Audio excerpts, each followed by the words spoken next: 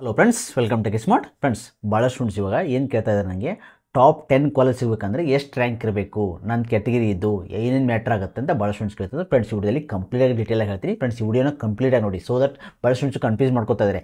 ನಂಗೆ top 10 college ಸಿಗುತ್ತೆ ಇಲ್ಲೋ, ಅಥವಾ ನನಗೆ ಬೇಕಾಗಿರೋ ಬ್ರಾಂಚ್ ಸಿಗುತ್ತೆ ಇಲ್ವೋ, ನನಗೆ ಇಷ್ಟು ರ್ಯಾಂಕ್ ಬಂದೆ ಕಾಲೇಜೇ ಸಿಗಲ್ವಾ, ಆಲ್ರೆಡಿ ಈಗ ಸೀಟ್ ಬ್ಲಾಕ್ ಮಾಡೋಕ್ಕೆ ಆಲ್ರೆಡಿ ಈಗ ಪ್ರೈವೇಟು ಜಾಯ್ನ್ ಆಗ್ತಾ ಇದ್ದಾರೆ ಭಾಳ ಸ್ಟೂಡೆಂಟ್ಸು. ಫ್ರೆಂಡ್ಸ್ ಮೊದಲಿಗೆ ವೇಟ್ ಮಾಡಿ, ಟ್ರೈ ಮಾಡಿ. ಯಾಕಂದರೆ ಕಾಲೇಜ್ ಅವ್ರಿಗೆ ನಿಮ್ಗೆ ಕಾಲ್ ಮಾಡ್ತಿರ್ತಾರೆ, ನೀವು ಇಲ್ಲಿ ನನಗೆ ಇಷ್ಟು ರ್ಯಾಂಕ್ ಬಂದರೆ ಸಿಗಲ್ಲ ಅಂತ ಕೇಳ್ತಿದ್ದಾರೆ. ಫ್ರೆಂಡ್ಸ್ ಇದೆಲ್ಲ ಡಿಪೆಂಡ್ ಅಪಾನು ನಾನು ಏನೇನು ಕ್ರೈಟೀರಿಯಾ ಅಂತ ಹೇಳ್ತೀನಿ, ಕಂಪ್ಲೀಟಾಗಿ ನೋಡಿ. ಫ್ರೆಂಡ್ಸ್ ಮೊದಲಿಗೆ ಈಗ ನಿಮಗೆ ಟಾಪ್ 10 ಕಾಲೇಜ್ ಏನಂತ ಇದ್ದಿಲ್ಲ ನೀವು, ಫಾರ್ ಎಕ್ಸಾಂಪಲ್ ನಿಮಗೆ RVPS, ರಾಮಯ್ಯ, BMS, ಏನು ನೆಕ್ಸ್ಟು BIT, ಓಕೆ, RNSIT, ಇವೆಲ್ಲ ನಿಮ್ಗೆ ಏನು ಟಾಪ್ 10 ಕಾಲೇಜ್ ನೀವು ಅನ್ಕೊಂಡಿದ್ದೀರಾ. ಯಾಕಂದ್ರೆ ಟಾಪ್ 10 ಕಾಲೇಜ್ ಅಂದರೆ ಇನ್ನೊಂದು ಹೇಳ್ತೀನಿ ಕೇಳಿ, ಟಾಪ್ 10 ಕಾಲೇಜ್ ಅನ್ನೋದ್ರೆ ಬೇಸ್ಡ್ ಒಂದು ಕಟಾಪ್ ಅನ್ಕೋಬೋದು, ಆದರೆ ವರ್ಷ ಚೇಂಜ್ ಆಗ್ತಾ ಇರುತ್ತೆ. ಈ RVನ ಟಾಪ್ ಅನ್ನೋಕ್ಕಾಗಲ್ಲ, ಒಂದು ಸತಿ ಪೆಸಿಟ್ ಆಗುತ್ತೆ, ಒಂದು ಸತಿ ರಾಮಯ್ಯ ಆಗುತ್ತೆ, ಅದು ಡಿಪೆಂಡ್ ಅಪಾನ್ ಕಟಾಪ್. ಬಟ್ ನೀವು ಪ್ರಯಾರಿಟಿ ಅಕಾರ್ಡಿಂಗ್ ಟು ಯುವರ್ ಪ್ರಿಫರೆನ್ಸ್ನು ಯೋಚನೆ ಮಾಡೋಕ್ಕಾಗುತ್ತೆ. ಅಂದರೆ ಫಾರ್ ಎಕ್ಸಾಂಪಲ್ ನಿಮಗೆ ನಿಯರ್ ಬೈಯು ಅಥವಾ ನಿಮ್ಮ ಕಂಫರ್ಟೇಬಲು ಅದು ಯೋಚನೆ ಮಾಡ್ಬೋದು. ಈಗೆಲ್ಲ ಸೇಮ್ ಈಕ್ವಲ್ ಅಂದ್ಕೊಂಡು ಟಾಪ್ 5 ಕಾಲೇಜ್ ಏನಿದೆ ಅದು ಈಕ್ವಲ್ ಇದೆ, ನಿಮ್ಗೆ ಯಾವ ಸಿಕ್ಕರೂ ಓಕೆ. ಬಟ್ ಈಗೆಲ್ಲ ಫಸ್ಟಿಗೆ RV ಅಂತ ಫಿಕ್ಸ್ ಆಗಿದ್ದಾರೆ. ಸೊ ವರ್ಷ ಚೇಂಜ್ ಆಗ್ತಾ ಇರುತ್ತೆ. ಅಲ್ಲಿ ಟಾಪ್ ಯಾವ ರೀತಿ ನೀವು ನೋಡ್ಕೋಬೇಕಾಗುತ್ತೆ ಅಂದರೆ ಬೇಸ್ಡ್ ಒಂದು ಅಲ್ಲಿ ಪ್ಲೇಸ್ಮೆಂಟ್ಸು, ಇನ್ಫ್ರಾಸ್ಟ್ರಕ್ಚರು, ಟೀಚಿಂಗು, ಈ ಮೂರೇ ನೀವು ಬೇಸಿಕಲಿ ನೋಡೋದು. ಓಕೆ, ನೆಕ್ಸ್ಟ್ ಇದು ಹಾಸ್ಟೆಲ್ಲು ಮತ್ತು ಸ್ಟಡಿ ರೂಮು ಅದೆಲ್ಲ ಮ್ಯಾಟ್ರ್ ಆಗುತ್ತೆ. ಬಟ್ ಟಾಪ್ 3 ಪ್ರಯಾರಿಟಿ ಇದನ್ನು ನೋಡ್ಕೊಂಡು ನೀವು ಡಿಸೈಡ್ ಮಾಡ್ಕೊಡೋದು, ಈ ಕಾಲೇಜ್ ಚೆನ್ನಾಗಿದೆ ಇಲ್ಲೋ ಅಂತ ನೋಡ್ಕೊಳ್ಳೋದು. ಬಟ್ ಫ್ರೆಂಡ್ಸ್ ಇದು ವರ್ಷ ಚೇಂಜ್ ಆಗ್ತಾ ಇರುತ್ತೆ ಕಟಾಪು.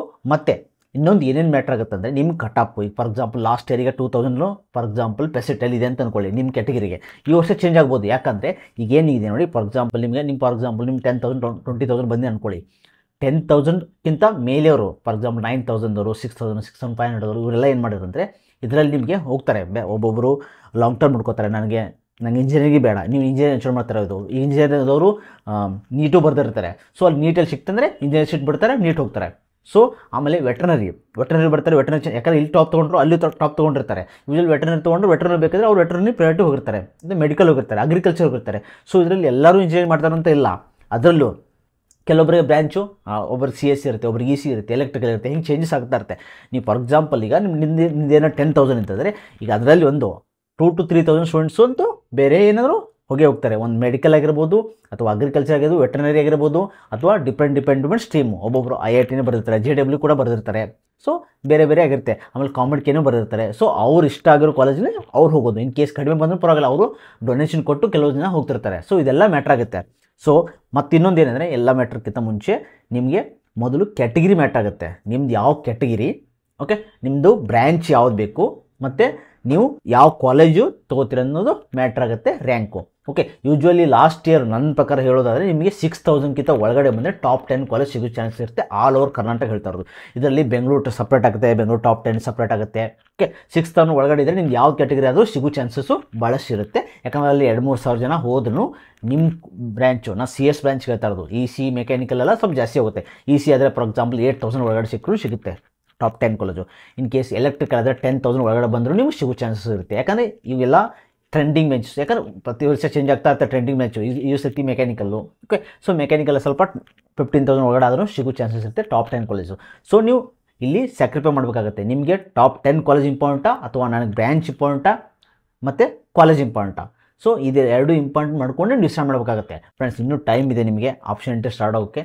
ಕುಂತ್ಕೊಂಡು ಕರೆಕ್ಟಾಗಿ ವರ್ಕ್ ಮಾಡಿ, ನನಗೆ ಯಾವ ಕಾಲೇಜ್ ಬೇಕು, ನನ್ನ ರ್ಯಾಂಕಿಗೆ ಯಾವ ಸಿಗೋ ಚಾನ್ಸ್ ಇರುತ್ತೆ, ನಂಗೆ ನಿಯರ್ ಯಾವುದು, ಅಲ್ಲಿ ಇನ್ಫ್ರಾಸ್ಟ್ರಕ್ಚರ್, ಹಾಸ್ಟೆಲ್ ಫೀಸನ್ನು ಕರೆಕ್ಟಾಗಿ ವಿಚಾರಿಸ್ಕೊಂಡು ಒಂದು ಲಿಸ್ಟ್ ಮಾಡ್ಕೊಳ್ಳಿ. Top to low 1 to top 2 list ಮಾಡ್ಕೊಳ್ಳಿ. ನೆಕ್ಸ್ಟ್ ಯಾವ ರೀತಿ ರೆಡಿ ಮಾಡ್ಕೋಬೇಕಂತ ವಿಡಿಯೋ ಮಾಡ್ತೀನಿ. ಮತ್ತು ನಾವು ಗೈಡೆನ್ಸ್ ಕೂಡ ಕೊಡ್ತಾಯಿದ್ದೀವಿ ಲಾಸ್ಟ್ 4 ಇಯರಿಂದ. ಯಾವ ರೀತಿ ಅಂದರೆ ನಿಮಗೆ ಕಾಲೇಜ್ ಎಷ್ಟು top to low according to cutoff ನಿಮ್ಮ ಕ್ಯಾಟಗಿರಿಗೆ, ನಿಮ್ಮ ರ್ಯಾಂಕಿಗೆ ಎಷ್ಟು ಬರುತ್ತಂದ್ರೆ ಟಾಪ್ ಟು ಲೋ ನಿಮಗೆ ನಿಮ್ಮ ಕ್ಯಾಟಗಿರಿಗೆ ಲಿಸ್ಟ್ ಮಾಡಿಕೊಡ್ತೀವಿ, ಎಲ್ಲ ಬ್ರಾಂಚಸ್ದು ಸಪ್ರೇಟಾಗಿ.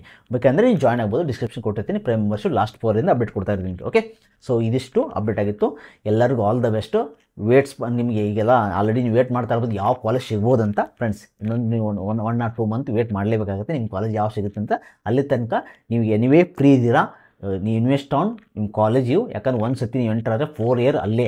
ಸೊ ಅದಕ್ಕೋಸ್ಕರ ಕಾಲೇಜ್ ಮೇಲೆ ಇನ್ವೆಸ್ಟ್ ಮಾಡಿ, ಯಾವ್ದು ನಾನು ಕಾಲೇಜ್ ತೊಗೋಬೇಕು, ಯಾವ ಬ್ರ್ಯಾಂಚ್ ತೊಗೋಬೇಕು, ಬ್ರ್ಯಾಂಚ್ ಬಗ್ಗೆ ಡೀಟೇಲಾಗಿ ತೊಗೊಳ್ಳಿ. ಬ್ರ್ಯಾಂಚ್ ತೊಗೊಂಡು ನನಗೆ ಆಗುತ್ತೋ ಇಲ್ಲ ಅಂತ ಡೀಟೇಲಾಗಿ ತೊಗೊಂಡು ಯಾರೋ ಹೇಳಿದಾರಂತೆ ಮಾಡೋಕ್ಕೆ ಹೋಗಬೇಡಿ. ಓಕೆ ಫ್ರೆಂಡ್ಸ್, ಸೊ ಇದೇ ರೀತಿ